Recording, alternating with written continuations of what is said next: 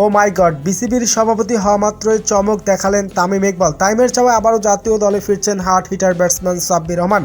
নিউজিল্যান্ডের বিপক্ষে এবার কপাল খুলে গেল সাব্বিরের।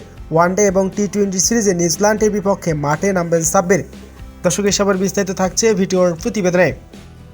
বাংলাদেশ ক্রিকেটে হার্ড হিটারের ব্যাটসম্যানদের কথা মাথায় উঠলে সবার আগে নাম আসবে সাব্বির রহমানের। সেই সাব্বির 2022 সালের 7ই অক্টোবর পাকিস্তানের বিপক্ষে শেষবারের মতো জাতীয় দলের জার্সিতে মাঠে নেমেছিলেন। এরপর থেকে আর ক্যালেন্ডারের পাতা উল্টেছে অনেক, কিন্তু সাব্বিরের ভাগ্যের চাকা আর ঘুরেনি। জাতীয় দলের বাইরে থাকা এই ব্যাটসম্যান এখন ঘরোয়া ক্রিকেটে মাতাচ্ছেন। কিন্তু অদ্ভুত ব্যাপার হলো, সাব্বির রহমান মাঠে না থাকলেও বাইরে আলোচনার কেন্দ্রতে সবসময় টপ অফ দ্য টাউন বিসিবির নতুন বস তামিম ইকবাল। তবে তামিম ইকবালের চাওয়ায় আবারও আন্তর্জাতিক ক্রিকেটে ব্যাক করতে যাচ্ছেন সাব্বির রহমান। নিউজিল্যান্ডের বিপক্ষে কপাল খুলে গেল সাব্বিরের।